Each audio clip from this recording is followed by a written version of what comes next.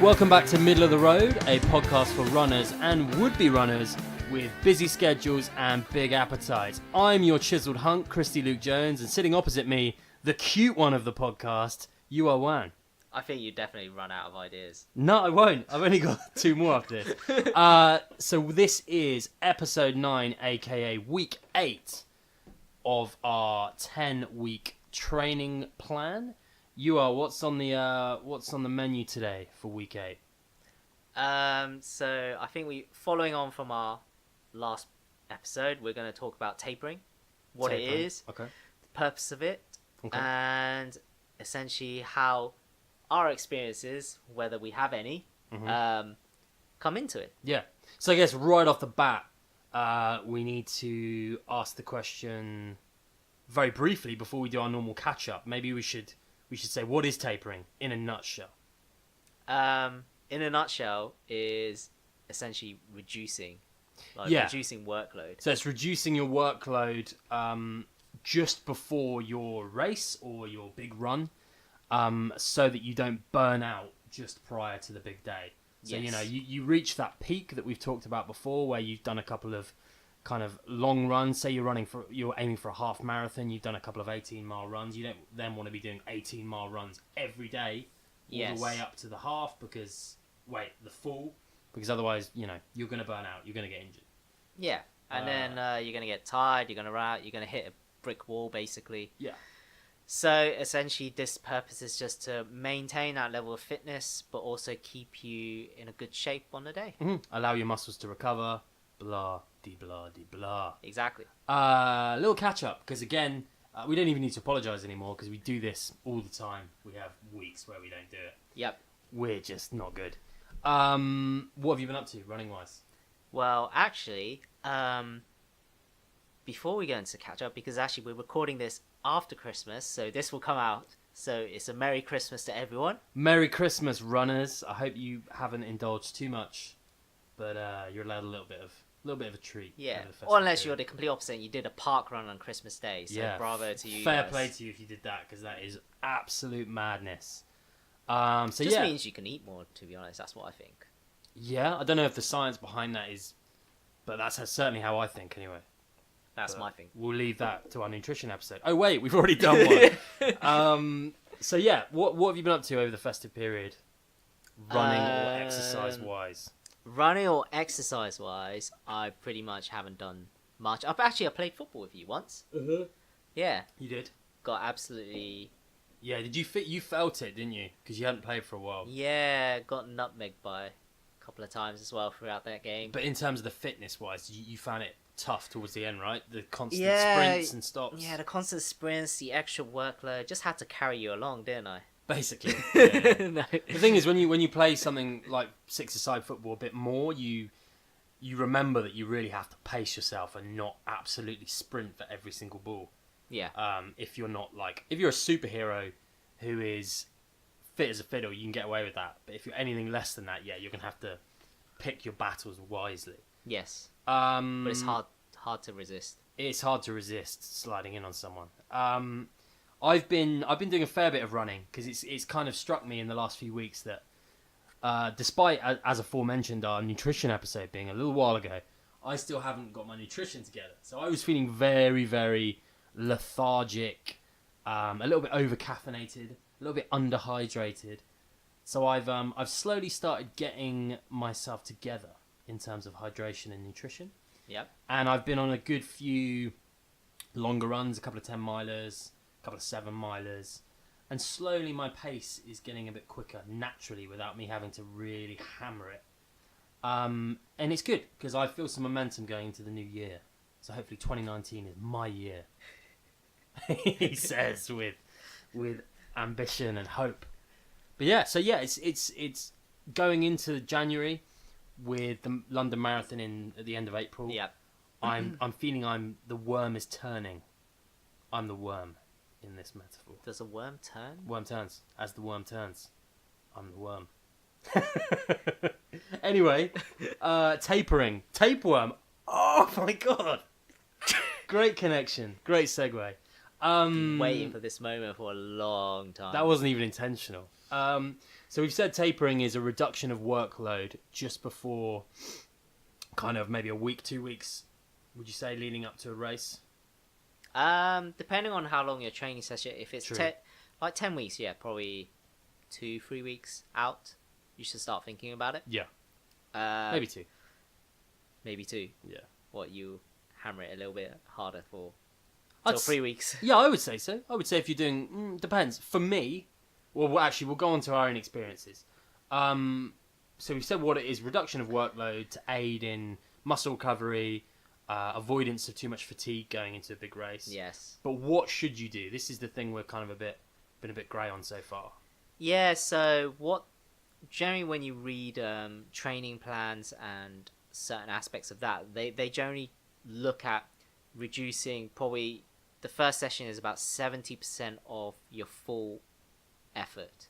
So this is your first kind of when you start your tapering. Yeah, they say you should start to aim around 70% of effort and just kind of tone that down, and it's like a sliding scale downwards to about, eventually when you go on to the week following, you're probably looking at about half the effort in terms of workload, and also the effort intensity itself.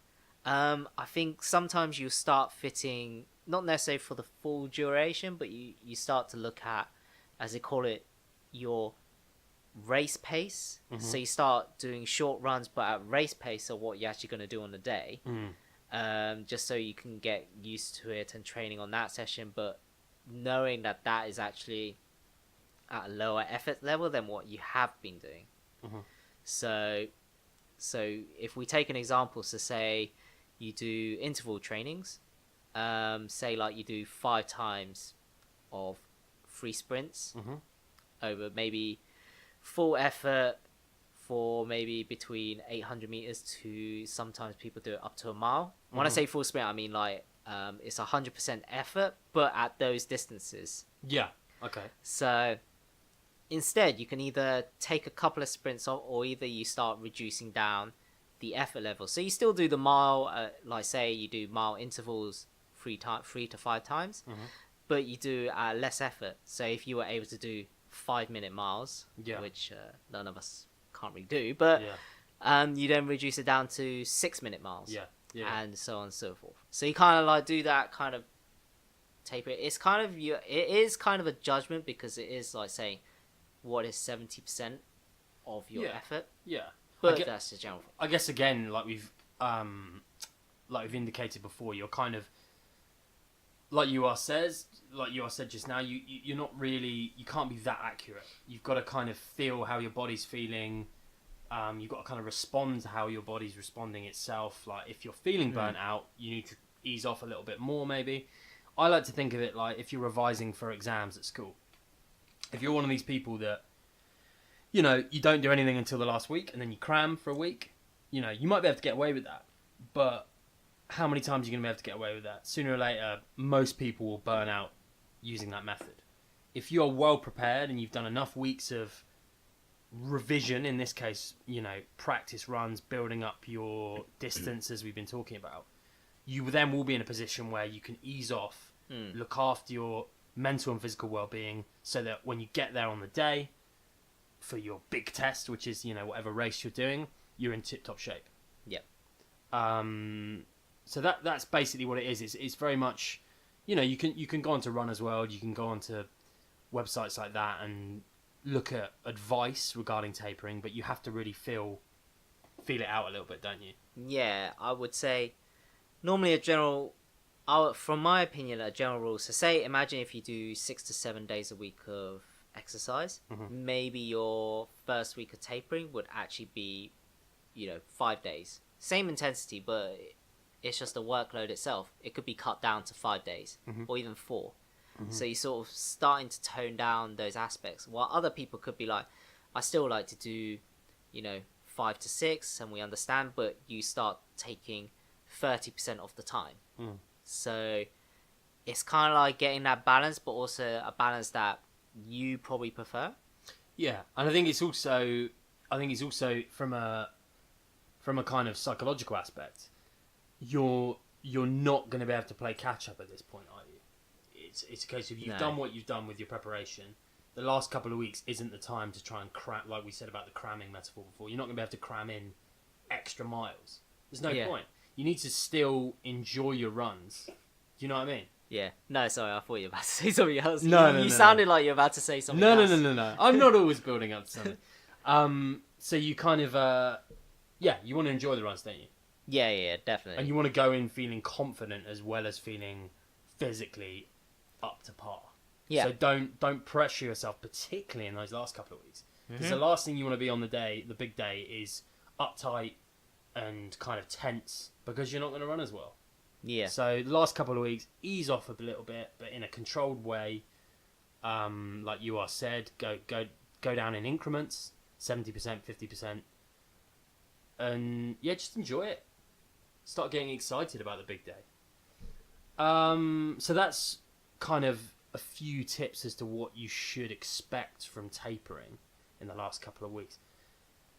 I don't know how this is going to go because as we've said before, we're not the best at sticking to stuff.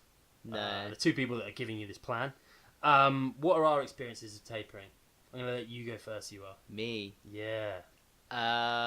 Do you taper? Not really. Great. I remember maybe not the first one, but the second one. The second one I did. So Well, second, what race? half marathon Uh-huh. that I did. I remember at my peak I was probably cycling 4 days into work and back. Mm-hmm. So that was 16 miles in total each day. Mm-hmm. And then on one of the days I would run into work. Oh, wow. So that was So you're doing 8 and 8 running as well? no, I wouldn't run back. I'll just run one Oh, direction. okay. But 8 miles, not bad. And then when I got closer to the time, but because I was using it to get to work, so I still cycled into work. Yeah. But I guess that was part of your routine anyway, really, wasn't it? Yeah, so I didn't really taper. I just kept the same. But did you get rid of that run? Maybe on the final week. Okay. So this is the thing. It really depends if it's your first ever race or you've kind of, we're not saying once you've done a few races you know everything and you can just get away with taking shortcuts. Arguably you can to an extent, but so for example, you are by that point had done a couple of races before, maybe a couple of 10Ks, a half marathon already. Yeah. You felt comfortable knowing your body that you could just taper for a week. No, not really. I was just like, I need a cycle to work. So the answer to have you ever tapered from your point of view is no, you have not. No, it's just because... Do you think you will ever taper? I have tapered in future well. Don't lie to me. I'm just trying to think of a time. For your marathon, did you must consider have- tapering? I must have tapered. Do you think you just did it kind of without Subconsciously, thinking? yeah. Okay. Yeah, without thinking about it. 2 weeks maybe leading up to the race. Are you thinking about the race? Not necessarily. I wouldn't necessarily think about the race, but I'll definitely think about the workload that I've done. Yeah.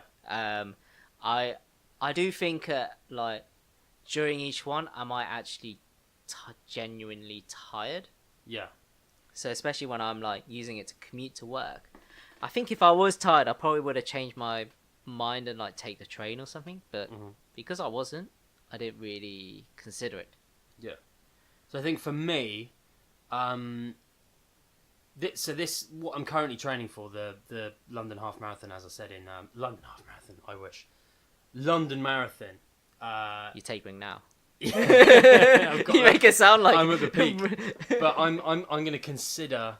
Well, I've built into my plan a few weeks of tapering in April because the race is at the end of April. Is that why before this podcast we were discussing about half marathons? Is that why we were like fitting in 2 half marathons in April? Yeah, exactly. It's tapering. No. So I will say when I've done half marathons before and other races, I've not actively planned it into I've not kind of formally written it down as this is going to be my tapering period. But I definitely, in maybe 2 weeks before a half marathon, I would definitely start kind of easing off the number of runs I do in the week, and I would give myself a couple a couple of extra days recovery between runs. Mm. And I would maybe, one that I normally do is I will cut out my weekly football session for a couple of weeks before. A, because I don't want to get injured from collisions or whatever, and B, because I know that playing football, that kind of off-on sprints and quite high impact on your feet and your heels in particular, I know that that will do more damage to me in a muscular sense.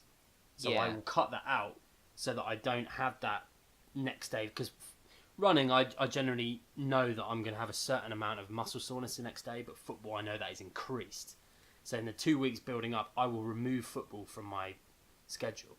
This is what you're going to do, not what you've done. Oh, this is what I normally do. So any Really? half marathon I do, I cut out football for the... What about the one in Kingston? One in Kingston.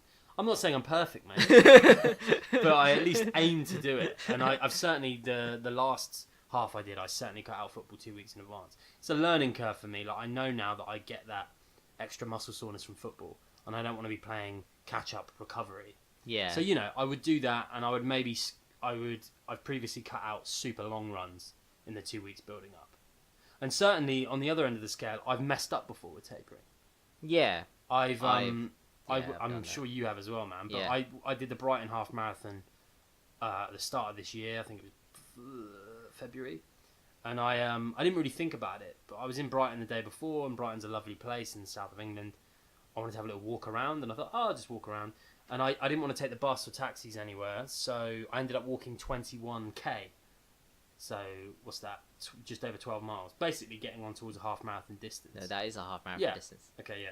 Nice. I did that the day before the marathon, the half marathon, and that only dawned on me when I got home to the B&B that I was staying at, and I thought, oh my god, I've just walked a half marathon distance, and it struck me, and I was worried because I thought I'm going to get such muscle soreness, and the next morning before the race, I was taping up, I was covering myself in freeze spray, and I was fine, but mentally it threw me off my game. Yeah. That I hadn't given myself sufficient rest. So I think sometimes the intention's there, but I think for me, from now on going forward, I will always write down, put on my calendar which weeks I'm going to taper. Because it's easy to forget and just do something and be like, oops, I've run. I think it also depends on what you're interested in general. So for me, the one time that I made it was a couple of years ago. I did the Royal Parks Marathon in September. Half marathon, yeah? Yeah, half marathon. And that was probably the time when I did a pretty decent time. I think I broke the 150 that time. Nice. So basically the week leading up to it, I was tapering. Actually, that time I was tapering okay. So the 2 weeks before, I reduced the amount of times I cycled into work, and I didn't do the run during the midweek. But then on the week coming up to it, so I think I remember I cycled in every day of that week because I just felt like it. Yeah. And then on midweek, so this wasn't, at least it wasn't the day before. The day before, actually, I did the park run.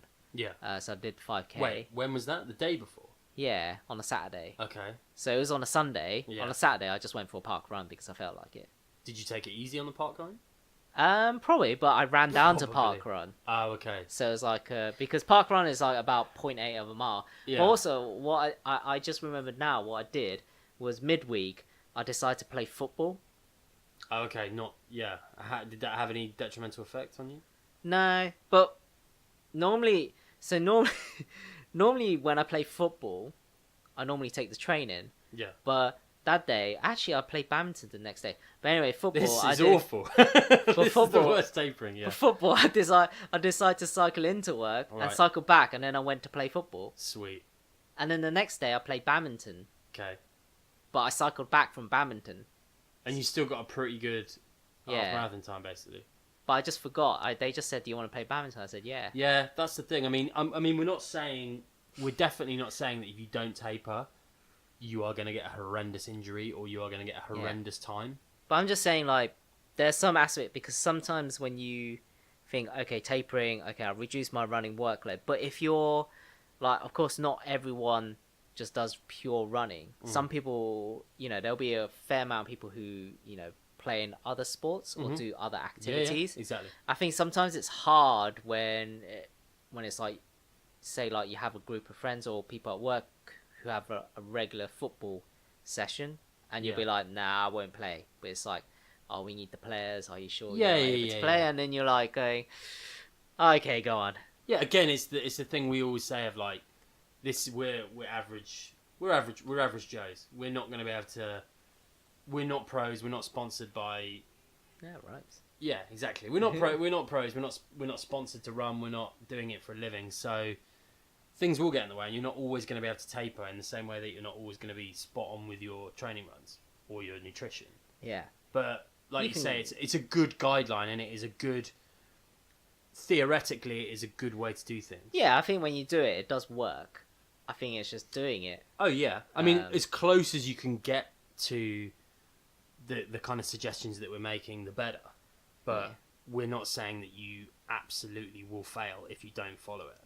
Yeah, it's fitting. It's it's good practices. It's like it's you can't take it completely for verbatim because otherwise it's not going to happen. But the more well-oiled you can be and the more rested and well looked after you can be on the race day, the better. Yeah. Are there any other kind of apart from kind of tapering off with the exercise, whether it be frequency or intensity of your runs or your exercise, are there other things that you can other aspects that you can look at? So do we need to be a couple of weeks before the race, do we need to be thinking more about food, sleep, whether or not we have alcohol? Yeah, I think these are other areas where it's not necessarily.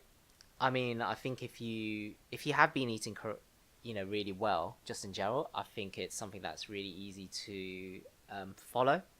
I think when I say, not necessarily are you eating correctly, I think it's kind of like where you probably start thinking about not to go too adventurous with eating.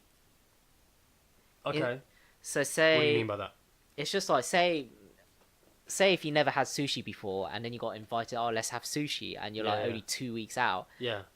Maybe just give it a little bit of a skip. Yeah, in terms of, because if your digestive system, without going too much into it, is playing haywire afterwards, it's going to mess you up. Yeah, it's just more not necessarily whether you eat right or not. For me, it's more about playing safe in terms of just eating. Like if you can't resist a McDonald's, but you always had McDonald's, then that's fine. Yeah, because it's probably not going to affect you. Yeah, that's it exactly. I think playing it safe is probably a very good mantra in the couple of weeks, particularly the couple of weeks preceding your race.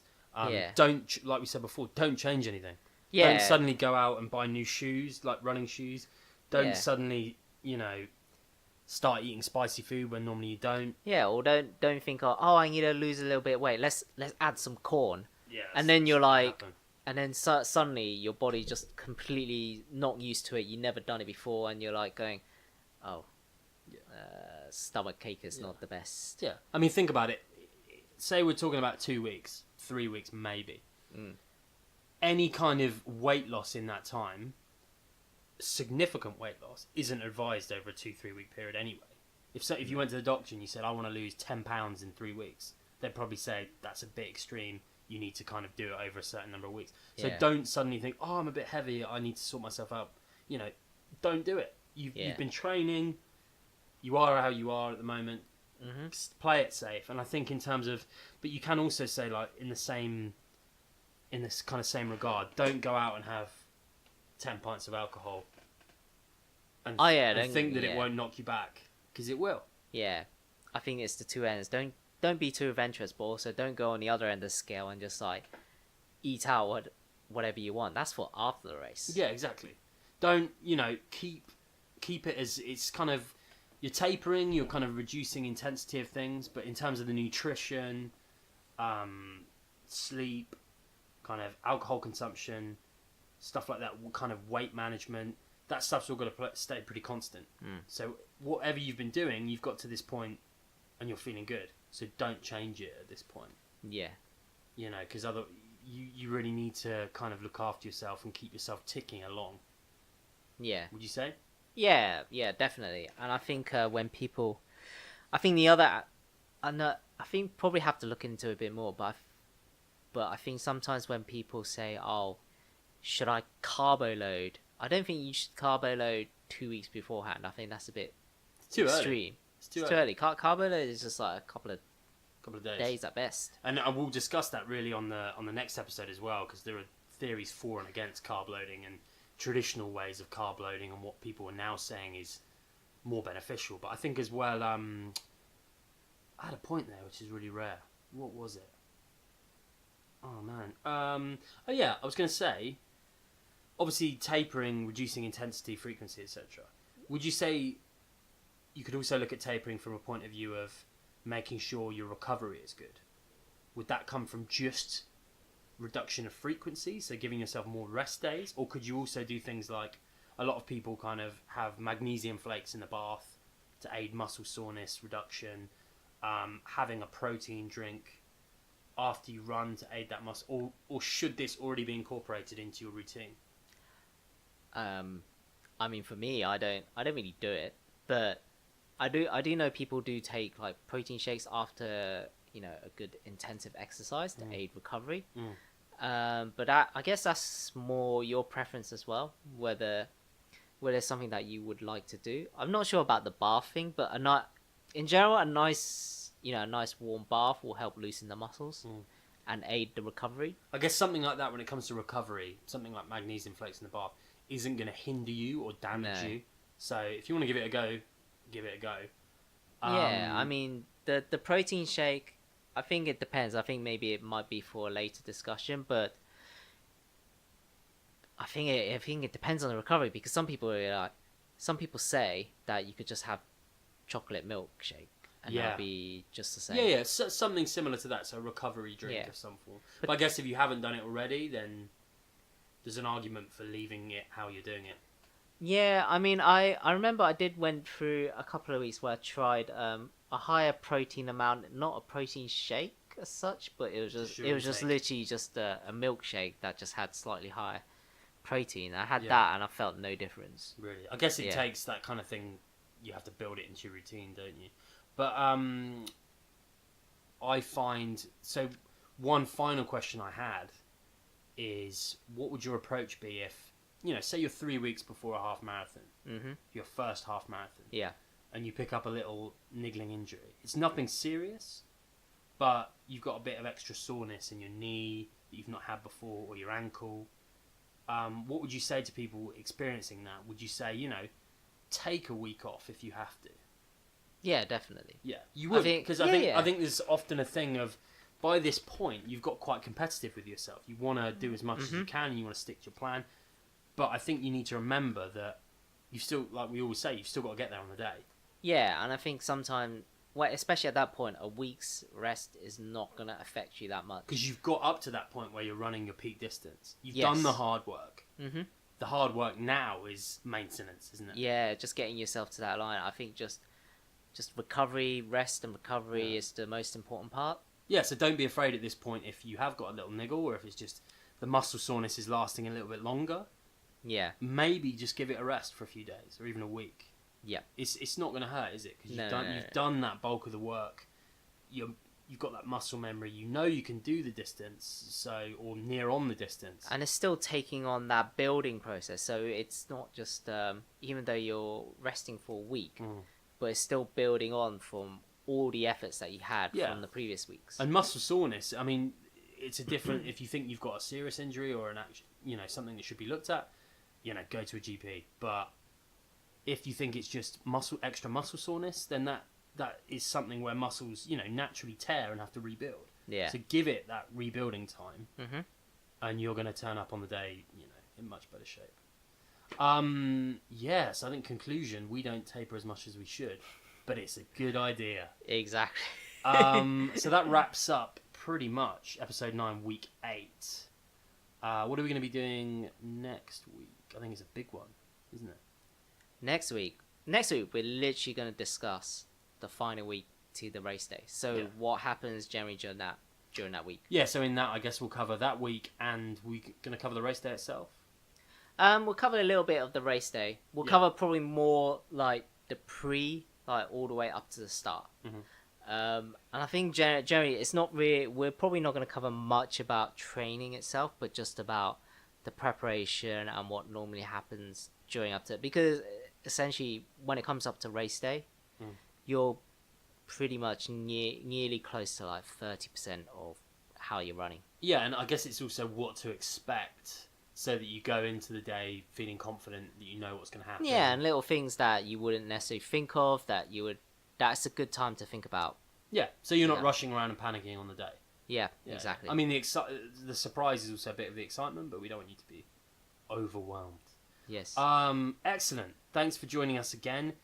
Make sure you send us your comments and questions via our socials. Twitter is at @MOTR_pod and Instagram is @AveragePodcastRunner.